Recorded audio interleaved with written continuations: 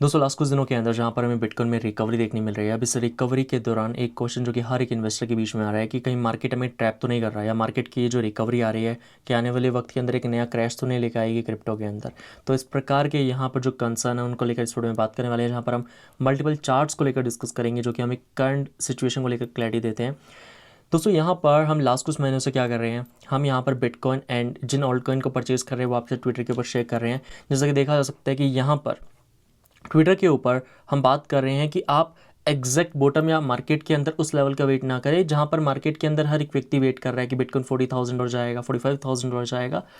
दोस्तों यहाँ पर इस प्रकार के सेंटिमेंट हर बार हमें देखने मिले हैं। जब बिटकॉइन $15,000 के ऊपर था 2022 के अंदर, हर एक व्यक्ति बात कर रहा था बिटकॉइन जब $5,000 $10,000 आएगा तब हम बाइंग करेंगे। तो इससे हुआ क्या, मार्केट की एक्सपेक्टेशन जो है वो यहाँ पर चेंज होती रहती है जैसे जैसे बिटकॉइन के अंदर हमें ड्रॉप दिखने मिलता है। अब यहाँ पर अगर हम बिटकॉइन के मंथली टाइम फ्रेम चार्ट के ऊपर आते हैं तो यहाँ पर हम आरएसआई में क्या देख रहे हैं कि आरएसआई यहाँ पर अपने मंथली रेजिस्टेंस को अपसाइड की तरफ ब्रेक करते हुए हमें नजर आ रही है। क्लोजिंग हमें देखने मिलेगी नेक्स्ट 6 डेज के बाद, मंथली कैंडल जब क्लोज होगी तो यहाँ पर हमें आरएसआई के अंदर कंफर्मेशन मिलेगा। दोस्तों यहाँ पर देखा जा सकता है कि जब भी हमने आरएसआई के अंदर सपोर्ट लाइन को ब्रेक किया नीचे की तरफ तो वो यहाँ पर सिग्नल रहा है कि बिटकॉइन का बॉटम लग चुका है, जैसा कि 2013 में देखा सकता है, 2015 के अंदर। एंड अगर हम यहाँ पर 2022 के अंदर देखते हैं तो इसी टाइम के दौरान बिटकॉइन के अंदर हमें बॉटम देखने मिला था, और अभी के टाइम पर देखा सकता है कि आरएसआई यहाँ पर सपोर्ट को ब्रेक करती हुई हमें नजर आई। अगर हम जनवरी 2026 में देखते हैं एंड देन यहाँ पर हम फिर से सपोर्ट को अपसाइड की तरफ ब्रेक करते नजर आ रहे हैं। एंड जैसा कि हम लास्ट वीडियो में बात कर रहे थे 2013 के अंदर हमें लगभग टॉप से बॉटम के लिए 400 डेज से ज़्यादा का टाइम लगा था। एंड बॉटम कंफर्म करने के बाद हमें इसके अंदर कंसोलिडेट किया मार्केट के अंदर रिकवरी के पहले। उसी प्रकार से 2018 के अंदर देखा सकता है कि मार्केट यहाँ पर टॉप से बॉटम में 365 डेज लेता है, उसके बाद हम एक ही रेंज के अंदर कंसोलिडेट करते हैं, देन मार्केट में हमें रिकवरी मिलती है। 2022 में भी दिखा सकता है कि मार्केट को यहाँ पर टॉप से बॉटम तक आने के लिए 200 डेज का टाइम लगता है, एंड उसके बाद यहाँ पर कंसोलिडेट करते हैं रिकवरी के पहले। एंड इस बार हमने क्या देखा कि बिटकॉइन यहाँ पर टॉप से बॉटम आने के लिए लगभग 120 डेज के अराउंड लेता है, जिसके बाद हम एक ही रेंज के अंदर कंसोलिडेट करते हैं। दोस्तों यहाँ पर देखा जा सकता है जिस प्रकार से मार्केट जो है मैच्योर हो रहा है उसी प्रकार से टॉप से बॉटम के अंदर आने के लिए हमें टाइम भी कम लग रहा है।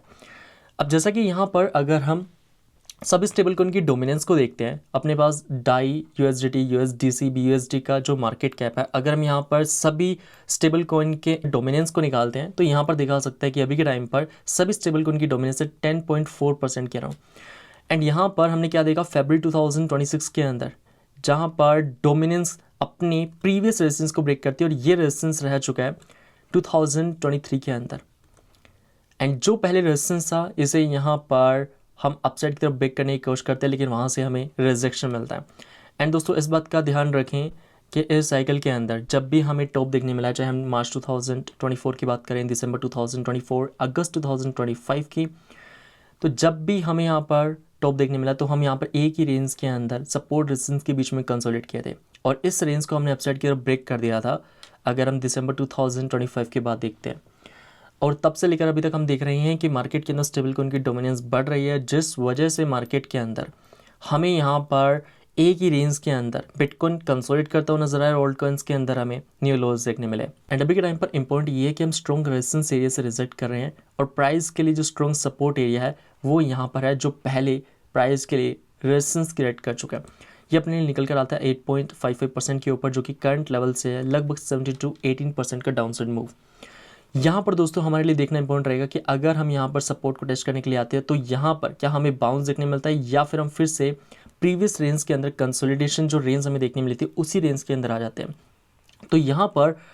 अगर हम डोमिनेंस साइड से देखते हैं तो डोमिनेंस दिखाते हैं कि हम सपोर्ट को रीटेस्ट करने के लिए जा सकते हैं। एट द सेम टाइम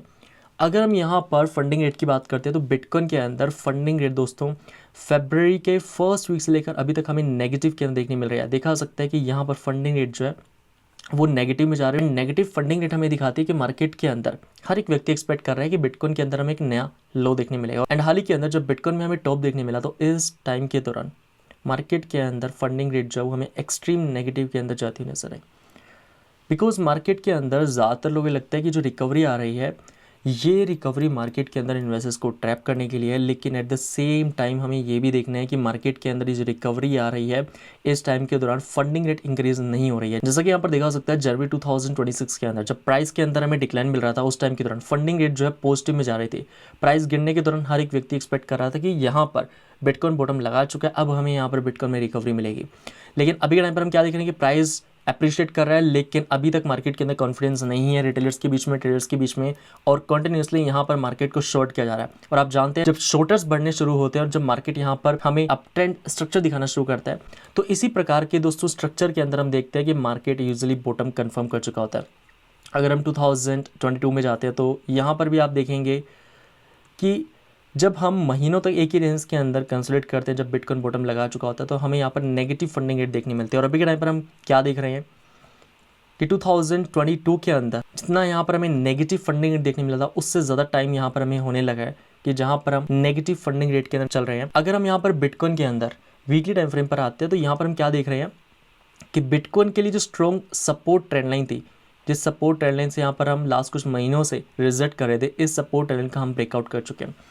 इसे समझने के लिए यहाँ पर अगर हम लास्ट साइकिल में जाते हैं तो जो स्ट्रॉन्ग सपोर्ट ट्रेंड लाइन था यहाँ पर बुल मार्केट के अंदर, जब हमने इसको नीचे की तरफ ब्रेक किया तो प्राइस यहाँ पर हमें बॉटम कंफर्म करता हुआ नजर आया। प्राइस में हमें टॉप मिला, टॉप मिलने के बाद यहाँ पर मार्केट बॉटम कंफर्म करता है, और ये बॉटम हमें तब मिलता है जब हमें बुल मार्केट के सपोर्ट ट्रेंड लाइन का ब्रेकडाउन मिलता है। इस बार देखा जा सकता है यहाँ पर मार्केट टॉप करता है, टॉप करने के बाद यहाँ पर हम बुल मार्केट का जो सपोर्ट ट्रेंड लाइन है जिसे हमने 2025 के अंदर सपोर्ट कंफर्म किया था, इसे हम नीचे की तरफ ब्रेक करते हैं। ब्रेक करने के बाद हम उसी रेंज को टेस्ट करने के लिए आते हैं जो कि प्रीवियस मार्केट के अंदर या प्रीवियस साइकिल के अंदर बिटकॉइन के लिए टॉप रह चुका है। 2022 के अंदर भी हम उसी रेंज से सपोर्ट कंफर्म करते हैं जहां पर हमें 2017 के अंदर टॉप देखने मिला था। अगर यहाँ पर दोस्तों हम इस चार्ट के बारे में बात करते हैं तो यहाँ पर भी देखा जा सकता है कि 2026 एंड 2022 के अंदर जो हमें सिमिलरिटीज़ देखने मिली थी, या जो प्राइस एक्शन के अंदर स्ट्रक्चर देखने मिला था, सिमिलर स्ट्रक्चर 2026 में भी देखा जा सकता है। अगर हम यहाँ पर बिटकॉइन के अंदर CME गैप को देखते हैं तो अपने लिए जो CME गैप है वो 79,000 डॉलर से 81,000 डॉलर की रेंज में, यहाँ पर प्राइस यहाँ पर आने वाले वक्त में हमें फिल करता हुआ भी नज़र आ सकता है। दोस्तों यहाँ पर हम क्या देख रहे हैं, 2024 के बाद से जब से यूएस के अंदर ETF अप्रूव हुआ है, तब से यहाँ पर हमें फर्म्स की तरफ से बिटकॉइन के अंदर बाइंग देखने मिल रही है। और यहाँ पर ऑरेंज लाइन है बिटकॉइन का price action, and blue line ये हमें दिखाती है कि कितना यहाँ पर या किस लेवल के ऊपर हमें एवरेज कॉस्ट देखने मिला ETF फर्म्स का, या कौन सा एवरेज बाइंग प्राइस रहा है सभी इन्वेस्टमेंट फर्म्स के लिए। तो यहाँ पर हम क्या देख रहे हैं, अभी के टाइम पर अपने लिए जो सभी इन्वेस्टमेंट फर्म्स का एवरेज बाइंग प्राइस है बिटकॉइन के अंदर वो है $83,000 के ऊपर। एंड इस टाइम के दौरान बिटकॉइन ट्रेड करा है $78,000 के ऊपर। एंड $83,000 का लेवल क्यों इंपॉर्टेंट है उस बारे में हम आगे बात करने वाले हैं। एंड यहाँ पर देखा जा सकता है कि हमारे लिए यहाँ पर $83,000 एक स्ट्रॉन्ग रेजिस्टेंस क्रिएट कर रहा है अगर हम यहाँ पर एवरेज बाइंग प्राइस की बात करते हैं सभी इन्वेस्टमेंट फर्म्स की साइड से। एंड यही यहाँ पर जो है पहले रेंज एक स्ट्रॉन्ग सपोर्ट की ट्रेड कर चुके हैं। जैसा कि दोस्तों 2024 में देखा जा सकता है कि हम इस जो है एवरेज बाइंग प्राइस के नीचे आते हैं, कुछ महीनों तक यहाँ पर बिटकॉइन ट्रेड करता है, एंड देन यहाँ पर हम फिर से रेजिस्टेंस को ब्रेक करने के बाद, या जितने ETM फर्म्स हैं जब वो लॉस में रहते हैं, तो ये लॉस का टाइम फ्रेम अगर हम देखें तो जुलाई से लेकर हम लगभग सितंबर तक, तो यहाँ पर 2 से 3 महीने का वो टाइम रहता है जहाँ पर हम ETF फर्म्स के अंदर नेगेटिव के अंदर जाते हैं, या जिस भी व्यक्ति ने बिटकॉइन ETF के अंदर इन्वेस्टमेंट किया वो लॉस में रहता है। एंड देन यहाँ पर हम देखते हैं कि ETF फर्म्स प्रॉफिट में जाते हैं। जैसा कि हम बात कर रहे हैं $83,000 का लेवल अब बिटकॉइन के लिए क्यों इंपॉर्टेंट है, बिकॉज अगर हम यहाँ पर बिटकॉइन के एवरेज माइनिंग कॉस्ट की बात करते हैं, प्रोडक्शन कॉस्ट की बात करते हैं कि अभी के टाइम पर एक बिटकॉइन को माइन करने का कॉस्ट कितना आ रहा है, तो यहाँ पर देखा जा सकता है कि अगर हम 22 अप्रैल का डेटा देखते हैं, बिकॉज उसके बाद अपने पास अभी डेटा अपडेट नहीं हुआ है, तो अभी के टाइम पर एक बिटकॉइन को दोस्तों माइन करने का कॉस्ट है $82,900 और एट द सेम टाइम अगर हम बिटकॉइन के करंट प्राइस की बात करते हैं तो बिटकॉइन ट्रेड कर रहा है $78,000 के अराउंड। तो अपने लिए यहाँ पर $83,000 के ऊपर बिटकॉइन का प्रोडक्शन कॉस्ट भी है जहाँ पर बिटकॉइन को भी माइन किया जा रहा है। इसका मतलब माइनर्स अभी यहाँ पर बिटकॉइन के अंदर $5,000 के लॉस में यहाँ पर बिटकॉइन को माइन कर रहे हैं, और सेम टाइम पर ETF फर्म्स की बाइंग प्राइस भी $83,000 के ऊपर है। तो हमारे लिए यहाँ पर ये देखना इंपॉर्टेंट है कि अभी के टाइम पर बिटकॉइन जहाँ पर अपने इंपॉर्टेंट लेवल्स को ब्रेक करता हुआ हमें नज़र आ रहा है, और अगर हम यहाँ पर USDT के मार्केट कैप के ऊपर नज़र डालें तो यहाँ पर हम क्या देख रहे हैं कि यूएसडी का मार्केट कैप अपने न्यू ऑल टाइम हाइस पर आ चुका है। फरवरी के थर्ड वीक के अंदर हमें यूएसडी के मार्केट कैप में लो देखने मिला था, जिसके बाद अभी तक लगभग 6.5 बिलियन यूएस डॉलर को मार्केट के अंदर मिंट किया जा चुका है। अब इसे समझने के लिए अगर हम पीछे जाते हैं तो जब हमें बेयर मार्केट देखने मिला था, तो बेयर मार्केट के दौरान मार्केट के अंदर जितना भी यूएसडी रहता है उसे हर एक व्यक्ति या वेल जाता है कि मैं कैश आउट कर लूँ, बिकॉज मार्केट के अंदर किसी प्रकार का हमें मूव देखने नहीं मिलता है। तो यहाँ पर जब पैसे को या यूएसडीटी को फिएट के अंदर कन्वर्ट किया जाता है तो यूएसडी के मार्केट कैप में हमें डिक्लाइन मिलता है। और जब यहाँ पर मार्केट के अंदर रिकवरी आती है, मार्केट बॉटम कर चुका होता है, तो मार्केट के अंदर स्टेबल कॉइन को मिंट किया जाता है। तो अभी के टाइम पर हम क्या देख रहे हैं, जनवरी 2026 के अंदर हमें स्टेबल कॉइन के मार्केट कैप के अंदर टॉप मिला था अगर हम यूएसडी की बात करते हैं, और अभी के टाइम पर हम न्यू हाइस पर आ चुके हैं। इसका मतलब मार्केट के अंदर फ्रेश यूएसडी को मिंट किया जा रहा है, और मिंटिंग हमें तभी देखने मिलती है जब मार्केट के अंदर स्टेबल कॉइन की डिमांड होती है। तो जितना ज़्यादा डिमांड उतना ज़्यादा स्टेबल कॉइन आएगा, और जितना मार्केट के अंदर ज़्यादा स्टेबल कॉइन आएगा इसका मतलब उतनी ही ज़्यादा यहाँ पर लिक्विडिटी की क्रिप्टो के अंदर इंजेक्ट होने की पॉसिबिलिटी है।